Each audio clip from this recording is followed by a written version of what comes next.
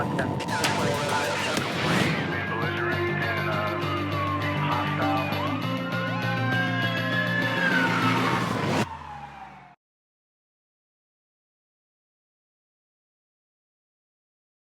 I'm David Roger, General Counsel for Las Vegas Police Protective Association. In this video, I'd like to talk to you about a scenario in which a suspect refuses to provide identification and subsequent arrest for obstructing a peace officer.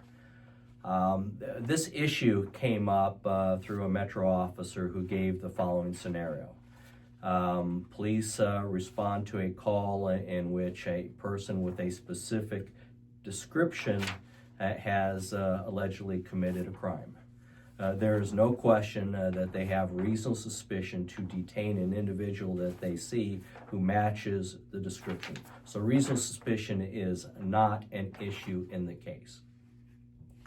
They approach the individual and they demand identification. The person refuses to give any identification, and they arrest that person for obstructing a peace officer. And the question is, what if later in the investigation they determine that that is not the right suspect? Is their arrest for obstructing a police officer no longer valid? And the answer is clearly it is still a valid arrest.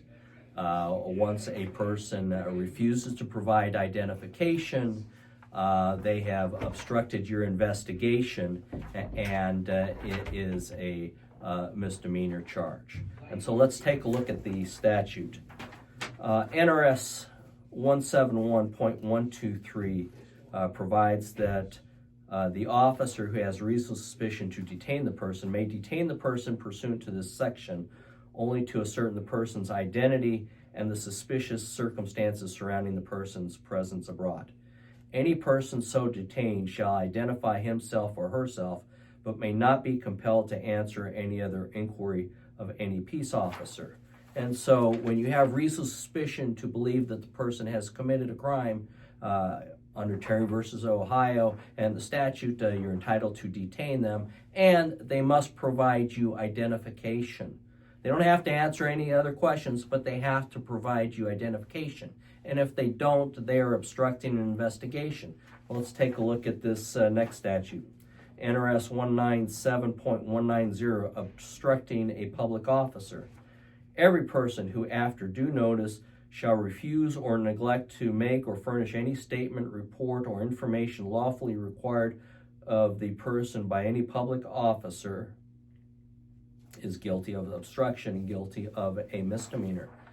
And so when you have reasonable suspicion to believe that a person has committed a crime, you are entitled to ask for identification. They're obligated to identify themselves, and if they don't, they have obstructed your investigation and is a misdemeanor.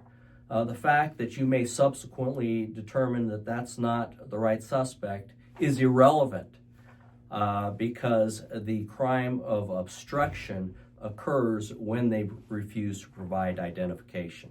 And so I know that this has been discussed in briefings. The answer is very, very, very simple. If they obstruct your investigation by refusing to provide identification, it's a citation or arrest for obstruction. And what you do after that is irrelevant. But the fact that you later find out that that's not the right person doesn't negate them refusing to provide you identification. I hope this helps in your briefing. And as always, if you have any questions, please contact me at droger@lvppa.com. 111, 110.